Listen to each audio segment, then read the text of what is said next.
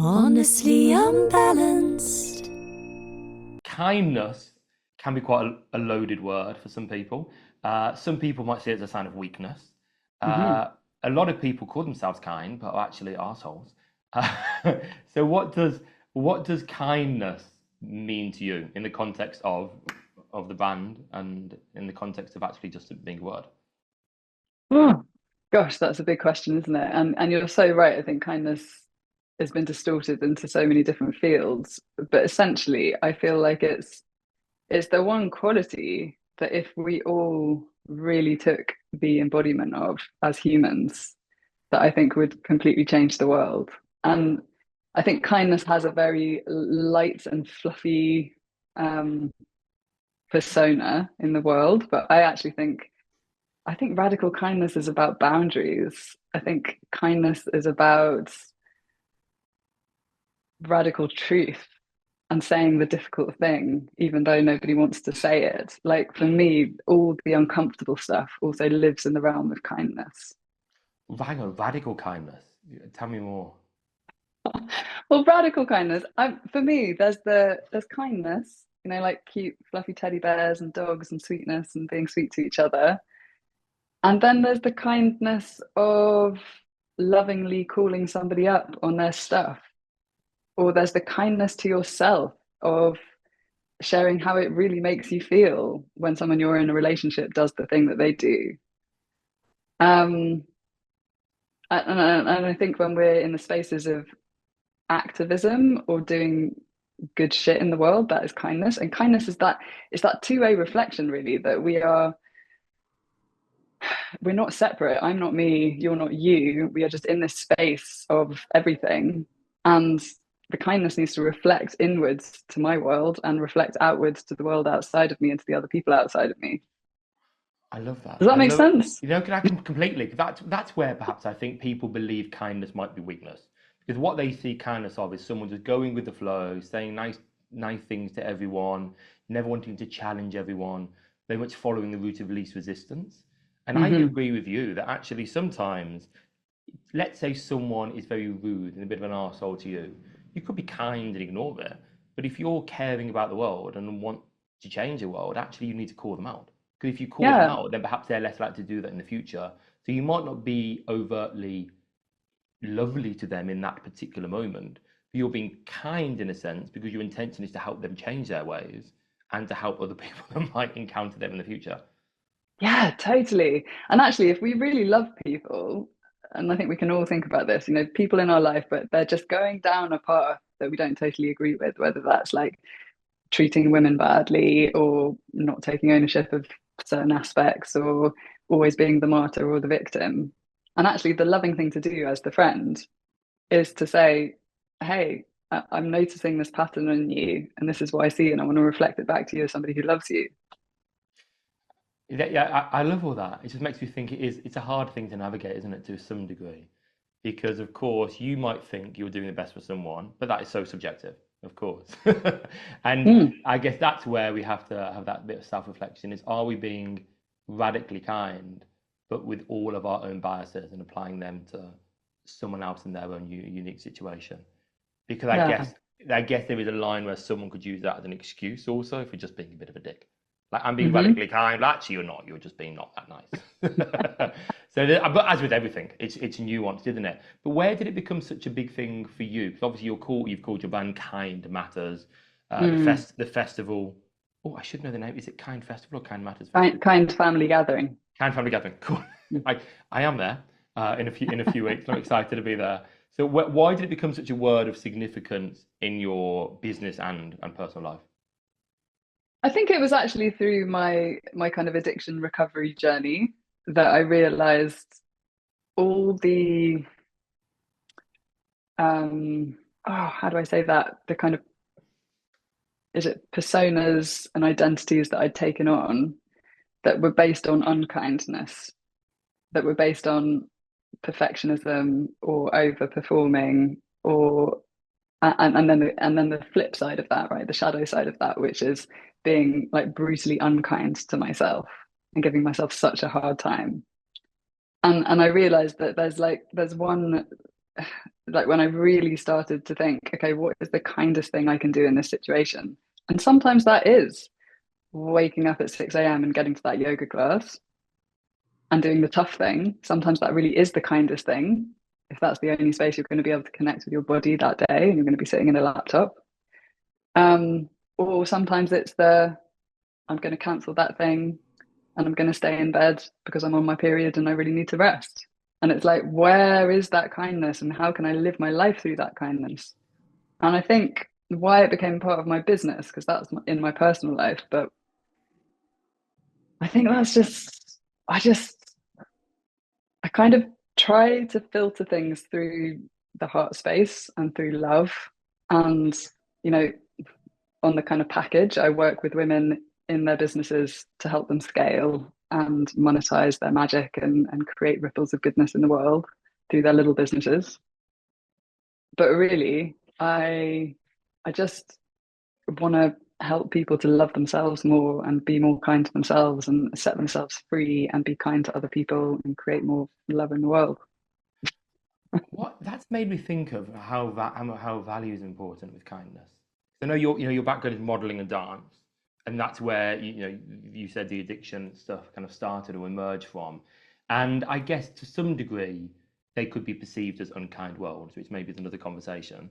Uh, but I guess what you might have said in the past is, I'm going to go to that yoga class. Let's say you're in peak, like I need to look good because that's my job. Let's say you're in that peak stage. I imagine, but I need to go to that yoga class. They need to look good. They need to tone up or like. And did the yoga class align with your values of needing to look good? Then maybe. But nowadays, you might be going to that yoga class 6 a.m. because actually you need that self-inquiry, whatever it might be. So my belief there is then perhaps you need to have a full articulation of what your values are, Mm. and then you're applying this idea of being kind, which in some senses actions aligning with values. Mm-hmm. Would And that working out, yeah, and exactly like what you said, I think working out what our values are is a journey, right? A journey of real self-reflection and asking ourselves, did we pick that up from the conditioning of the culture that we're in, or our parents, or our society, or is this how the unique version of me actually feels about this topic? And that's like a super nuanced framework to start to really think about. And I don't think it's something we can just like write a list on the fridge in 5 minutes, you know? have you had that reflection? Like in your journey, are there any values or ways of being in the world that you aspire to that keep reoccurring? That keep reoccurring. Seasons change and values will change, I'm sure. But are there any that seem to be consistent? That whenever you have a reflection, whether that be every full moon or every year or like, that there seems like these ones seem to be solid. Yeah, I feel like it's like the thing about coming back to our authenticity and me coming back to my authenticity and coming back to just getting really real and being really true, right? And I think we can, yeah, and the other thing that always comes back to me is the hierarchy thing. I feel like maybe it's just in my life, something I'm just constantly unraveling, but I still feel like I'm like there's always more to unravel. Of just like there is no hierarchy, you know, of I am less than this person or better than this person or more successful or less successful. And like all that stuff is so noisy. And actually, can we just be in the world and let ourselves just exist and shine and do our thing without getting caught up in that? Like, are we going up the ladder, down the ladder? Where are we in comparison to the other people? And do you think that that idea was established in the dance and modeling days? Where, like, because I imagine in those days there's lots of hierarchy. Uh, Yeah, for sure. I mean, I think they're too kind of inherent. I think so many industries are quite inherently toxic, right? yeah. And like the dance system, it's so funny because it's about the body and it's about being deeply connected to your body. But also ballet is taught and you're kind of taught to feel your body through looking at what it looks like in a mirror with the angles of how high your leg is. And it's actually quite disconnected and competitive and brutal and badly paid and all the stuff. So for me, it was always this thing of, because I like being in kind spaces and I like being in loving, connected, communicative spaces, there was always this, outgrowing of these industries that I thought I wanted to be in. Because I was just like, where's the heart? Where's the sweetness? Where's the laughter? Where's the connection? And I don't then know if that answered the question. no, it does. It does. Yeah, and I agree that I guess there are many industries now. Being picking out dance and modeling there because they perhaps are more obvious than others, but undoubtedly most of us experience hierarchy in our Yeah. lives. Whether that is real or I guess in many times self-imposed. This belief that, as Mm. you say, we're not enough, other people are better. And of course, we can measure in the social media age, we can measure like objective success, the size of the car, if they haven't rented it, yeah, the size of the car, or like, but we can't truly measure how happy and content someone is in their lives. Do you? And Mm. then you've obviously now taken a big shift to Portugal, but you were Can in I the just go back to that? How do yeah, no, you go. feel? How do you feel about the hierarchy thing within the yoga world, and what's your journey with that? What I've noticed in the yoga world, I've been how long I've been doing it for? I've I guess been in the yoga world for 20 years to some degree. Teaching not for as long, but maybe for 15-ish, maybe a little bit less than that. What I've noticed is the more people I feel that are doing it as a side gig or have come from other parts of the world and other working environments, the more it's just become like them. So I think if let's say you said near the beginning, 60% of the yoga teaching community in London were dancers or former dancers, it's impossible for the yoga world, like in terms of like commerciality and people making money and making a living through yoga, not to start to resemble the dance community, for better or Mm. worse, and everything that goes with that, or the acting community. Because when I first Mm-hmm. started teaching, literally every other yoga teacher was either a dancer, or they were in acting, or they were hippie.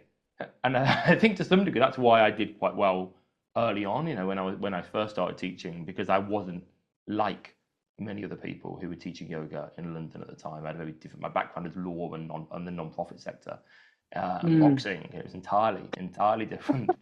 Uh, but yeah, I think nowadays, because there is so much blend and social media are influencing so much, it's very hard for it not to get contorted and twisted. And to some degree, that's why I just try and keep myself, I say, distant from it. I try not to get Mm. too involved. I do still teach in studios, I still teach in workshops, etc. But I try and acknowledge that that isn't the yoga world. That is just the business of yoga world and different people making money from the teaching of yoga. Whether they're At teaching this moment in time. exactly, Mm-hmm. whether they're teaching one class a week as a side gig or whether they're teaching 20 classes a week. But to be fair, I can also acknowledge that there are plenty of people that have taught yoga for very long and that's all they've ever done, that equally operate very unusually in the world and create Mm. hierarchy. Well, I've been teaching 20 years. I must be a better teacher than you. Mm-hmm. I had lots of that when I first started teaching, that lots of people would look down on me. And I'm like, but actually, I have been practicing, although you've been teaching longer than me, I have been practicing for as long as you've been practicing. And Yeah. in the last year, I've taught 1,500 classes and you've taught 100. Mm-hmm. Like, I'm not saying I'm better than you, but just don't don't pick me Where's the apart scale? too early. Yeah. Uh, but yeah, I think it's inherent in all walks of life, and we can't choose, we can't change that world necessarily. The best will in the world. What we Mm-hmm. can do is create, I think, a bit of a little, a little self-developed world around us, and we choose who we expose ourselves to. That's one way of controlling. But another way of Mm-hmm. controlling is we choose how we react. Okay, and Yeah. we choose what we absorb. And I'm a big fan of that. I think Marcus Aurelius, famous Stoic writer, he said, you go out in the world today, and I'm butchering this quote now, but you're going to meet the ignorant, the angry, the rude, uh, the misogynistic. He didn't say that, but you get the idea. You're going to meet a variety of people that you don't agree with, and you have to accept that. And you have to pick the battles that are right to pick, but you have to accept you're going to meet those people each day. And Mm. actually, I really love Stoicism. And I have a life coach at the moment who's like a leading Stoic writer, who's also like an NLP therapist and a life coach. and it's wonderful Maybe. actually to explore my values with him. And this is something I've done occasionally, but I think in the busyness of life, it's very easy to lose track of who you are. I think your programs, I think, are help individual women find who they are again. I've gone down the route of a stoic psychotherapist life coach. It's like a different route. But I think having some formal way to explore your values, so that once you actually have articulated your values, you can say each day, am I acting in accordance with my values? Are my actions aligning with my intention? And we can do that in a yoga pose. I'm doing this yoga pose. If I take this variation, let's say I bind, is it actually in alignment with what I'm saying we're trying to do in this pose? If I'm trying to actually increase my twist, is binding genuinely increasing my twist? Is my intention aligning with my action? And that's really important to explore. And then, when you're doing an action, you can say, is this action aligned with my values? And I do that a lot now. In the same way as I used to be that motto, what would Beyonce do? What would Beyonce do in this situation? In my view, is what would a person with these values do in this situation? Yeah. Sorry, go on. No, you carry on. My mentor said something that really stuck with me, and she says, the person you actually are is the things you do most of the day when nobody is watching. Yeah. And I just thought that's so true, isn't it? It's like we put out this version of who we are, but actually, how are we, like, what are we actually doing in our spare time? And how are we talking to ourselves and talking to the people closest to us? And that's the real mirror of our values, I think. Yeah, completely. But then aligning with your values takes a lot of energy, doesn't it? Like a lot of willpower. Although I said that to my coach the other day. I talked about the word willpower, and he presented me with many like scientific papers and psychological papers of why willpower doesn't exist. I think having going out with being in a relationship with George, who's the most willpowered person I've ever met. I think it definitely does exist. I don't know. I think it's more the phrasing. I think it's obviously more nuanced. This is like super intelligent, like therapists were talking about it. But I was talking like last night. I got in very late at night, and my wife said, I know there were multiple occasions where I didn't align with my values, and if I'd have said to myself, if I was, what would, if this was a movie right now, and I was watching this movie, and I was a lead character, what would I be screaming at myself to do? Yeah, such a good question. Let me run through the scenario. I got in. My wife was about to go to bed. She said, "Oh, all the kids were over today. I left you a trough of food in the fridge if you want the leftovers." I'm trying to eat really clean at the moment. If I had any willpower, but no, I don't want the trough of chicken nuggets and chips that are freezing cold. But she invited me. I went in, had it, sat down, looked at my phone. Then suddenly, like a half an hour later, I was still looking kind of random videos. I'm like, what have I done? If I could see this now, I'd be screaming to myself. Go to bed. Stop, go to bed, do some exercise, get in the sauna, do any of those things. Start reading the 2 new books that have been delivered today that are literally next to you. But it's hard, isn't it? It's hard. So what for the women in your program? So the program is called, I'm just rubbish at names. What's the program called? The one that the year-long program that I run for women is called the Kind Experience. The Kind Experience. So how would you be supporting women in that to find, I'm using values of the term, but maybe you don't use that term, but find out who they are again? Well, really, it's through the context that our representation of our businesses in the world, right? Like our businesses don't operate in a separate space that is a void from our personal development. Our businesses are personal development, and there is so many. I really work on the different levels that we need to move through to be able to scale our businesses, to shine, to let go of imposter syndrome and perfectionism, or like being afraid to talk to the camera, all the stuff in the witch wound, or the patriarchy. And how do women actually get to the place where they can just do their thing and let it go as high or as bold as they want it to be? And then I match it with the quite needed masculine strategy that we really actually need as the framework to be able to actually move our work into the world. And I think that these are, there are a lot of people and feminine business coaches that kind of work on this more energetic, somatic healing side. And there are a lot of bro marketing people that work on this like strict strategy side. And I tend to find that the women who come to me either have a bit more of one or a bit more of the other, and a bit of a block in either one. And for me, the magic has been, okay, yeah, I do need to freaking show up and do the annoying thing that I don't want to do, that I have resistance to because I don't like it, like the figure out how the meta ads work. And I also need to like heal the part of me that feels like a fraud, or um like really step out of my victim mentality and think about my goals, and if I want to go for them, what are the actions I'm going to take to actually do that, you know? And I think it's just so beautiful to do this in community, because that's where as women we really thrive. And I think women have been quite kind of, we had this mad bust of feminine empowerment, right? And women kind of moved through the workforce before the 2000s, and like being like men and superhumans who can like operate in the world in extraordinary ways. But actually there was a lot of unprocessed trauma there, and a lot of like overachieving to prove that we belonged in this space. And I think now we have this beautiful connection to healing and personal development. We have the internet, and we can figure out and start to learn about ourselves and meditate and all that jazz. Like there are so many access points to healing.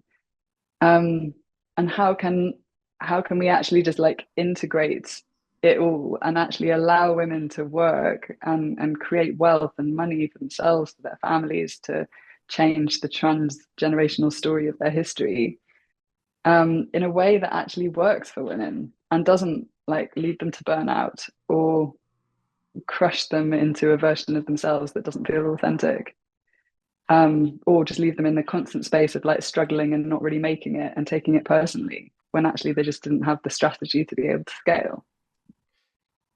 Can I ask one question about something you said at the beginning of that, which was personal development is business development, and they're very much, they're very much tied together. And I agree with that, to an extent. But there is a slight concern in that sometimes, is then if parts of business fail, you see yourself as a failure.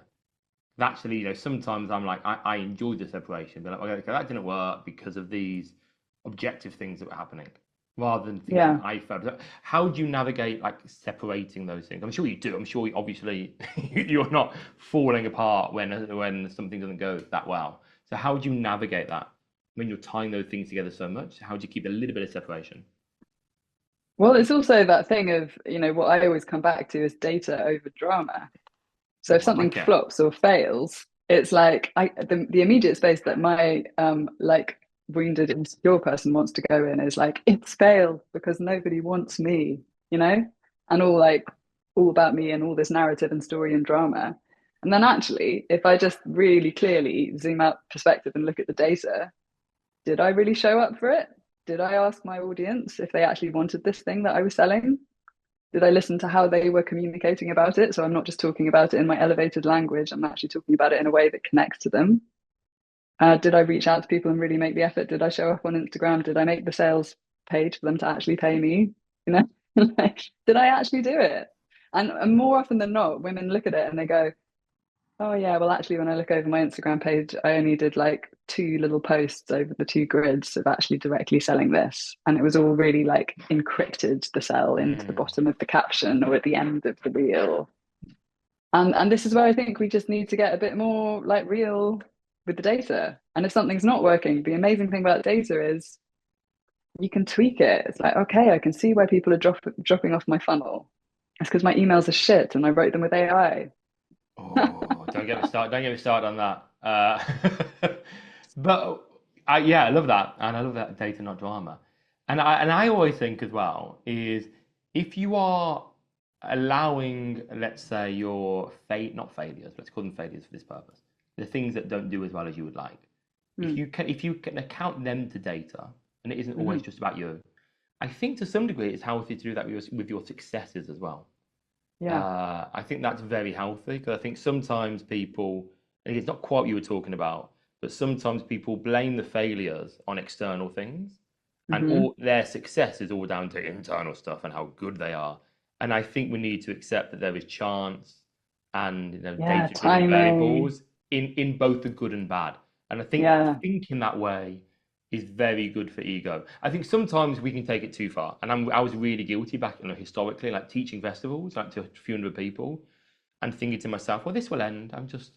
I'm the guy with the six pack at this point in in my life back in the day, and the six pack will go, and indeed it has gone.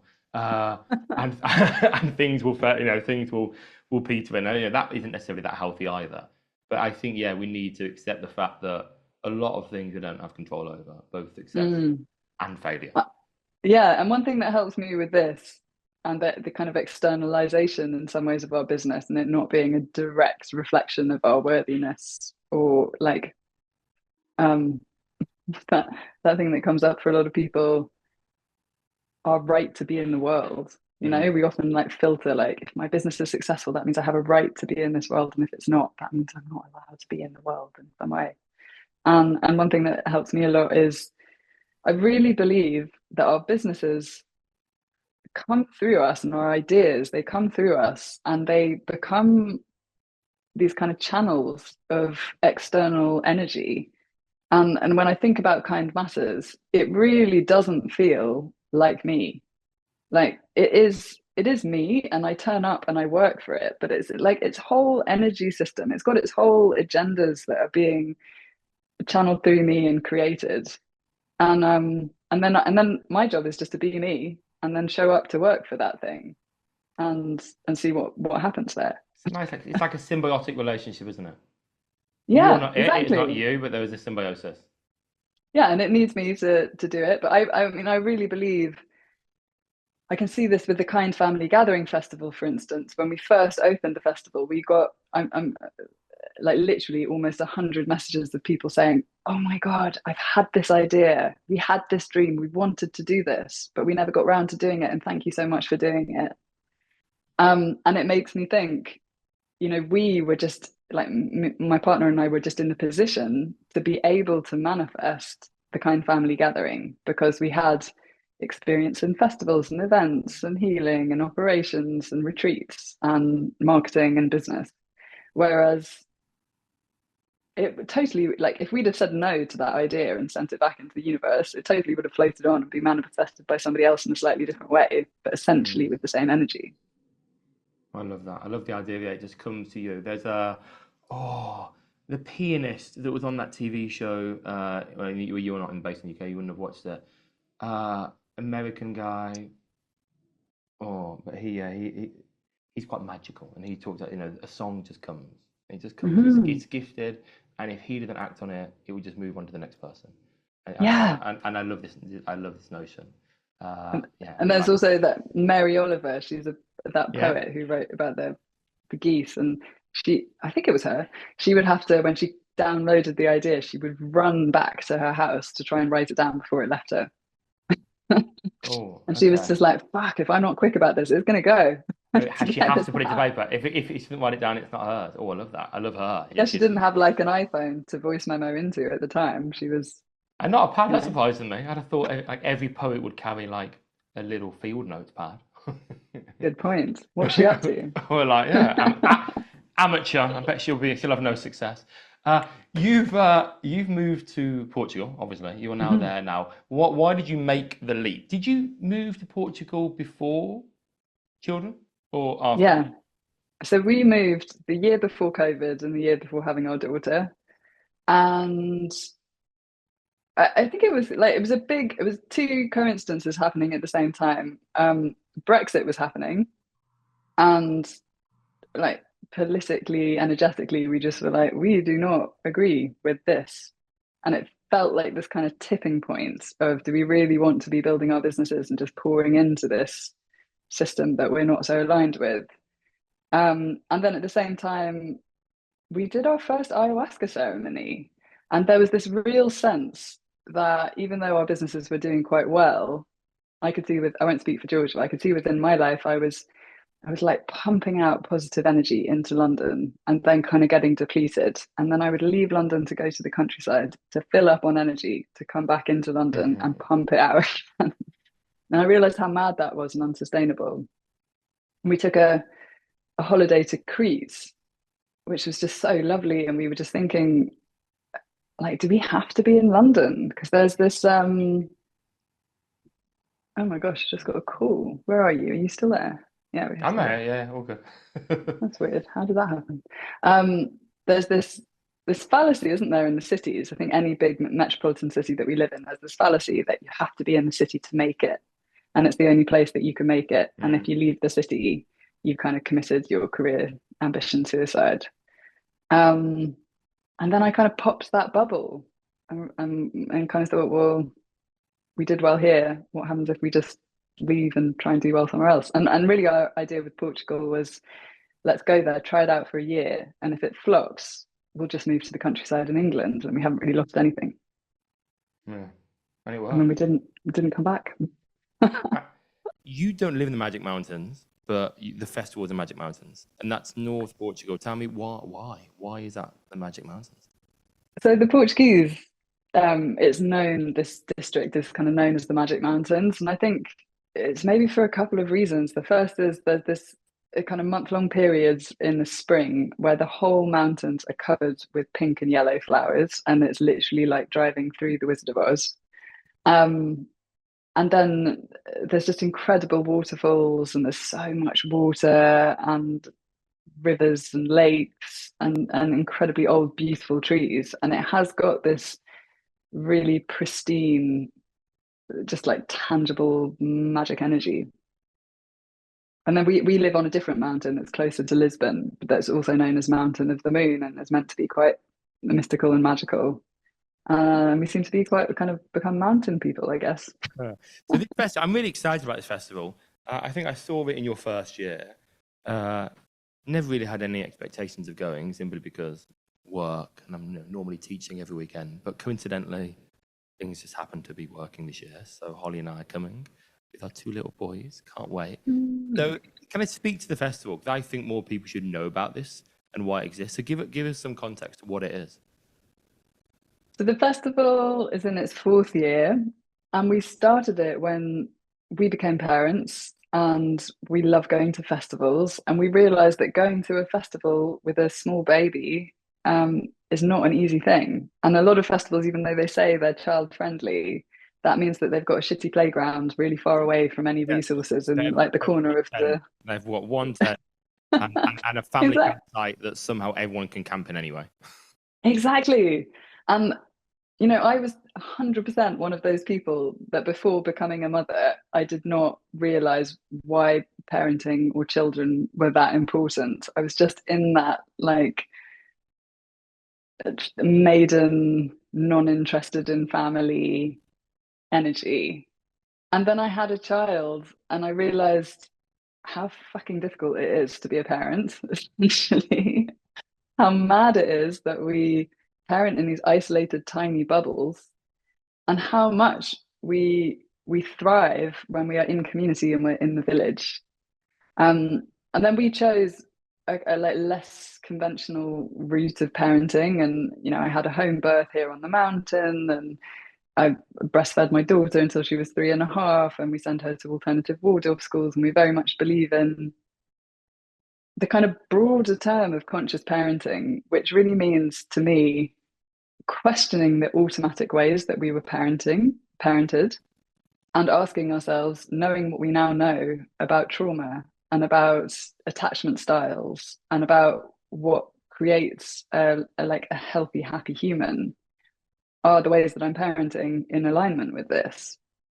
Um, and that's it can be quite a lonely path to take, the kind of less conventional way of parenting, because it's much easier to have a baby and to sleep train them from the first week and hire out loads of childcare and go on holiday with your friends anyway. Hmm. Um, but is that the best for our kids? And really, the kids are at this.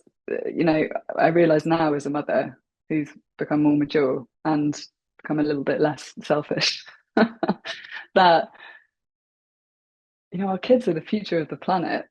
They are really important, and we are taking them and bringing them into this insane world, right? And what do they need to be able to navigate that? They need to be able to know themselves and understand their emotions and be able to communicate and be creative and think on their feet and support each other and be in good relationships.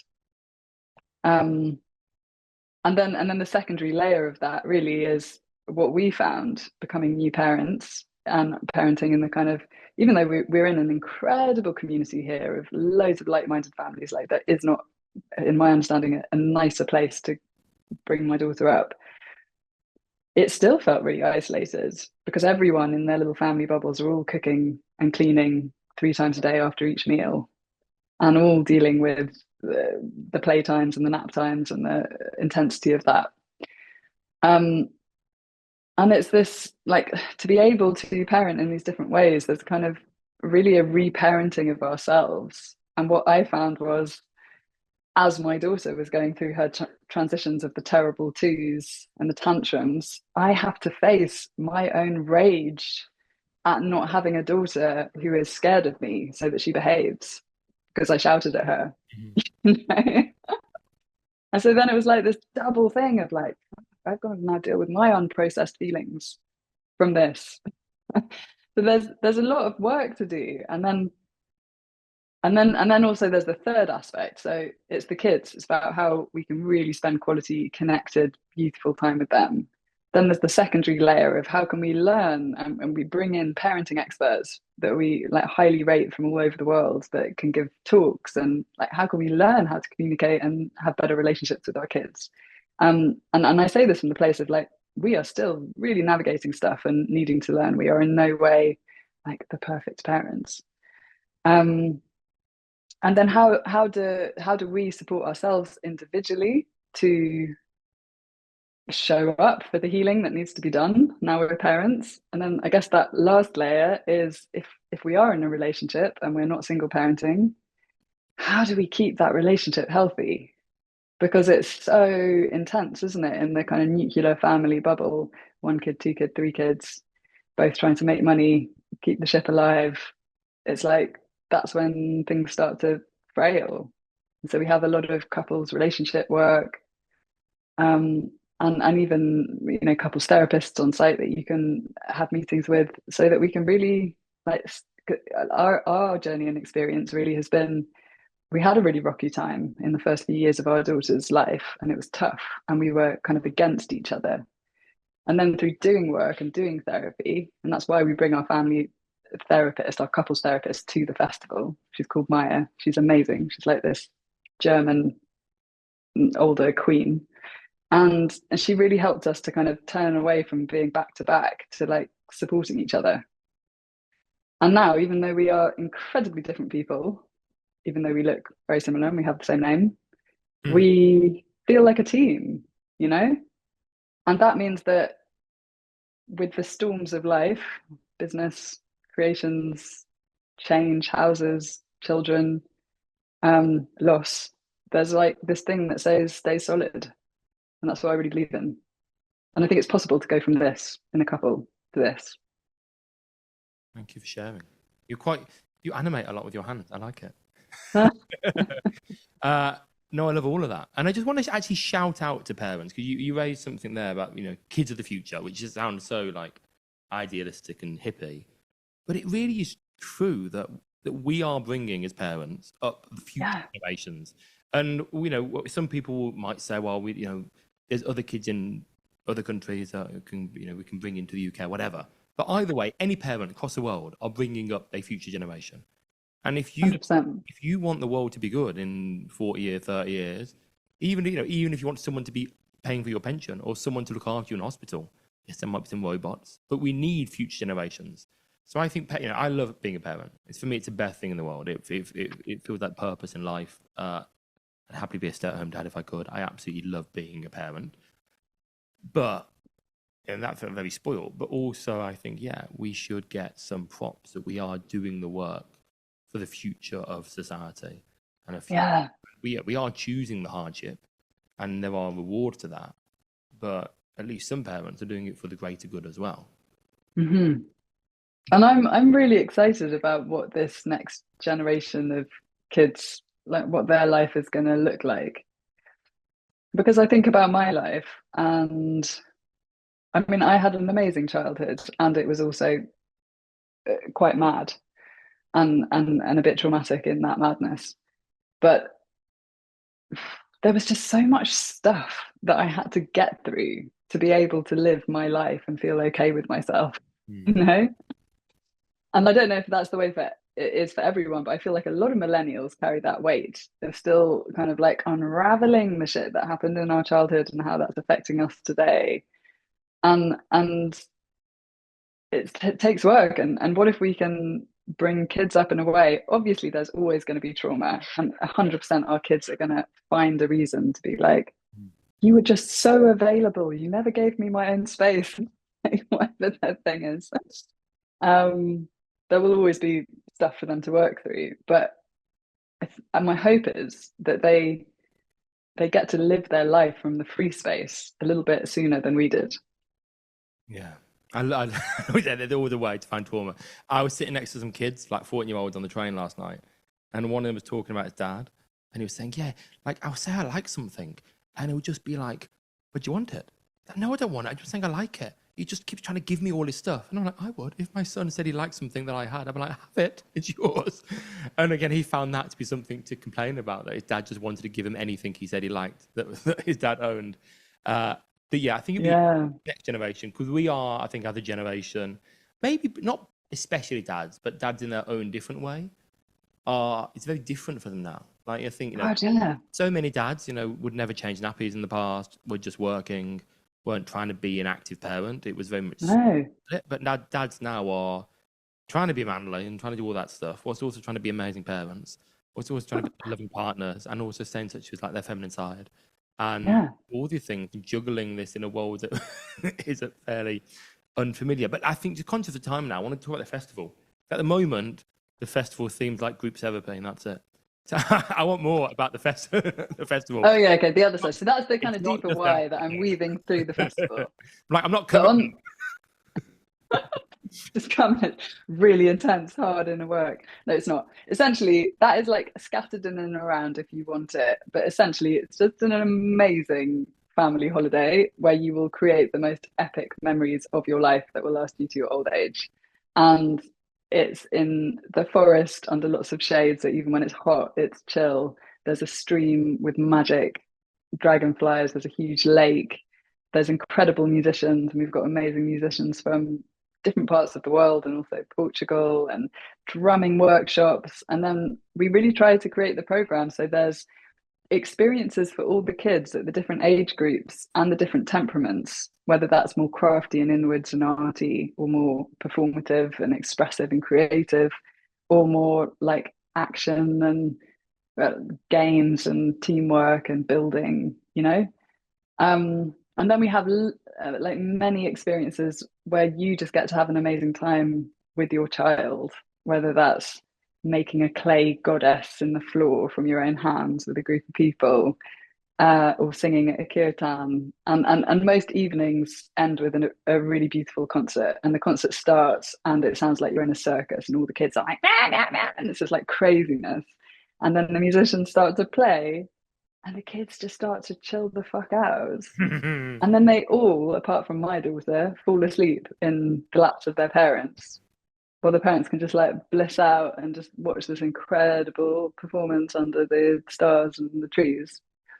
I can't. And it's really the dream. And there's something just so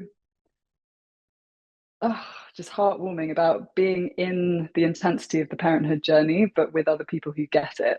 And there's it really takes on this feeling of the village, and the single parents come and other people's dads play with their boys while they're getting the food from the place, and there's this like beautiful and communal exchange of the load and the weight of parenting. Nice. And what dates are there? So if people want to join, if people fancy a last minute trip, what dates are they? If you do.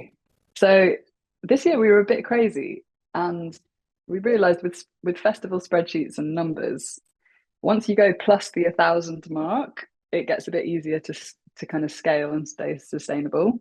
But we didn't really want to do that. We wanted to really keep it intimate and keep it in that village size. So we did the slightly mad thing of deciding to do 2 festivals rather than 1, which would have been genius. But then Trump and oil and recession and AI job losses moved into the world. So the first cycle is the 25th until the 29th of July. And then we have a 2-day pause where you can either stay on till the next festival or you can slowly leave and the next group come in from the 1st to the 5th of August.